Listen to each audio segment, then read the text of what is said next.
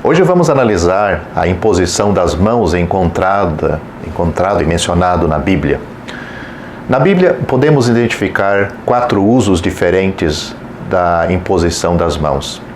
Primeiro, a primeira é ligado aos sacrifícios do Antigo Testamento, as Escrituras sobre as instruções sobre a consagração dos sacerdotes de Israel, Êxodo 29, versículo 10, 15 e 19, mostram que quando o sacerdote era consagrado, era-lhe imputada a natureza imaculada do novilho ou carneiro que estava sendo sacrificado, e por causa disto ele poderia aproximar-se de Deus.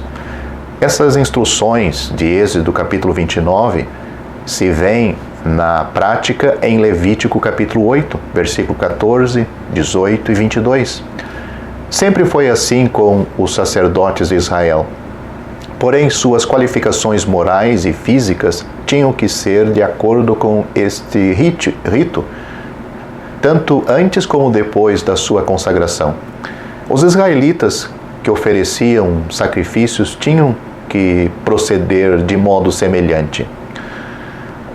Nesta mesma área, aplicava-se aos holocaustos, conforme Levítico, capítulo 1, versículo 4, provavelmente também significando que a perfeição do sacrifício era atribuído ao que sacrificava, aplicava-se ao sacrifício pacífico, conforme Levítico, capítulo 3, versículo 2, 8 e 13, aplicava-se ao sacrifício pelo pecado, conforme Levítico 4, versículo 4, 15, 24, 29 e 33, com significado inverso. A culpa de quem oferecia era transferida à vítima perfeita. Isso acontecia novamente quando o bode vivo era solto no dia da expiação, levando assim ao deserto inabitado os pecados do povo. O caso dos levitas, em Números capítulo 8, versículo 12, foi semelhante ao caso dos sacerdotes quando eram consagrados para servir a Deus. Outro exemplo é 2 Crônicas, capítulo 29, versículo 23. O segundo caso se o primeiro era da imposição de mãos, se encontrava exclusivamente no Antigo Testamento, o segundo se encontra em ambos os testamentos, o Antigo e o Novo Testamento. Por exemplo, Moisés impôs as suas mãos sobre Josué em Deuteronômio, capítulo 34, versículo 9, de acordo com as instruções que lhe foram dadas em Números, capítulo 27, versículo 18, 23 e 24, para que Josué assumisse a liderança de Israel como seu sucessor. Esta imposição das mãos foi um ato público, pelo qual a sucessão seria vista como tendo a aprovação e o endosso de Moisés. Já no Novo Testamento temos Paulo. Paulo fez algo semelhante a Timóteo. Em 2 Timóteo nós lemos capítulo 1, versículo 6, sobre este assunto. Foi mais um ato de identificação do que sucessão, porque Paulo, sendo apóstolo, não tinha sucessor. Esta é a segunda vez que este jovem recebeu a imposição das mãos, Timóteo. Os presbíteros da sua igreja local, foi a primeira vez, evidentemente havia feito isto, identificando-se com a obra que o seu dom estava levando-o a fazer. Leia isto em 1 Timóteo capítulo 4, versículo 14. Já temos visto em Atos capítulo 6, versículo 6, como isto foi praticado pelos apóstolos no caso dos 7 diáconos, assim chamados. Lá nós vemos esta imposição das mãos dos apóstolos. Temos uma evidência em 1 Timóteo capítulo 5, versículo 22. Paulo está dizendo a Timóteo que não se apresse em reconhecer como presbíteros pessoas cujo caráter espiritual não lhe era bem conhecido. O terceiro uso da imposição das mãos se encontra somente em Atos, e isto apenas 2 vezes. Em ambas as ocasiões foi feita com a intenção de fazer com que as pessoas recebessem o Espírito Santo. A primeira foi em Atos capítulo 8, versículo 17, por Pedro e João. No caso dos convertidos de Samaria, quando receberam o Espírito Santo, e o impostor Simão, o mágico, teve o desejo de possuir o mesmo poder. O segundo caso foi quando Paulo impôs as mãos sobre os 12 discípulos em Éfeso, os quais ainda não tinham ouvido da vinda do Espírito Santo. Lemos somente de 3 dos apóstolos fazendo isto, e cada um somente numa ocasião. Em Atos, capítulo 10, os gentios entraram na bênção de Pentecostes, sem a imposição das mãos. Lembra o caso de Cornélio e os ouvintes que ele convidou para ouvir a pregação de Pedro? Hoje, já que não temos mais apóstolos, todos os cristãos recebem o Espírito Santo no momento da sua conversão, sem qualquer intermediário. Só Deus é que tem poder de dar o Espírito Santo aos que creem. Enquanto era o propósito de Deus que milagres fossem realizados, estes eram às vezes realizados mediante a imposição das mãos, como o Senhor havia prometido em Marcos, capítulo 16, versículo 18.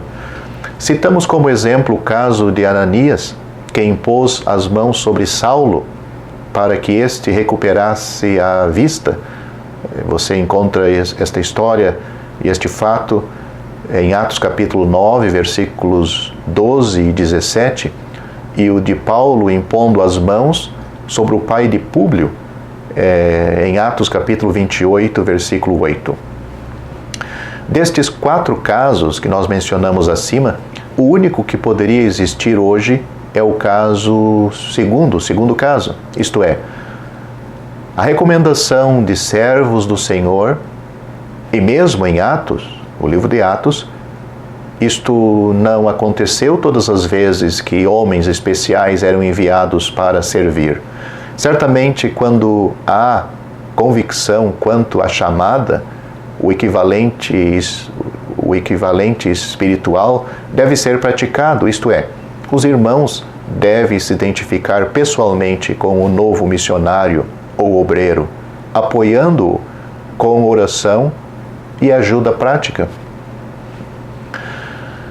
A expressão imponha as mãos em 1 Timóteo capítulo 4, versículo 14, capítulo 5, versículo 22 e 2 Timóteo capítulo 1, versículo 6, indica o reconhecimento de ou identificação com uma pessoa, como nós já vimos acima.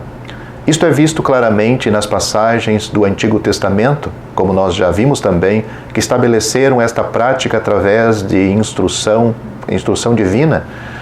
Confira Números, capítulo 8, versículo 10 e capítulo 27, versículo 18. O chamado e a capacidade era divinamente dada e reconhecidos publicamente pelo ato de impor as mãos na pessoa. Nesta passagem, o assunto de presbíteros ainda está em consideração e Paulo avisa que o reconhecimento precoce de um presbítero poderá levar a problemas futuros. Favoritismo, vemos no versículo 21, poderia levar ao reconhecimento prematuro de um homem como presbítero, sem tempo suficiente para que o seu caráter seja totalmente provado. Assim, se viesse à tona em dias futuros erros doutrinários ou desvio moral, Timóteo seria, aos olhos dos outros, cúmplice destes pecados. A tradução da palavra testos no grego por apressadamente é melhor do que precipitadamente, pois não é a maneira como o ato é feito, mas a precocidade do ato que está em vista. Outra possibilidade é que o reconhecimento precoce de um homem, que mais tarde se mostrou inapto para o presbitério, deu-lhe a oportunidade ou a ocasião para pecar. Assim, os que o colocaram nesta posição de responsabilidade participariam da culpa, pois, neste sentido, eles compartilham do seu fracasso.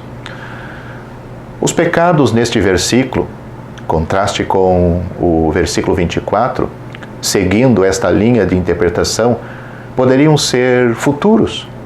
É neste contexto que a instrução se torna aguçada. Conserva-te a ti mesmo puro. Onde conserva-te, a palavra em grego terio, significa exercitar cuidado vigilante. E puro, agnos, no grego, tem o seu significado secundário de reto, honrado ou imaculado. Uma boa ilustração deste significado de agnos, palavra grega, está em 2 Coríntios capítulo 7, versículo 11, onde é traduzido inocentes na versão atualizada. Veja também Filipenses capítulo 4, versículo 8 e 1 Pedro capítulo 3, versículo 2. Timóteo teria de tomar muito cuidado em relação àqueles que ele ou a igreja local reconhecessem como presbíteros.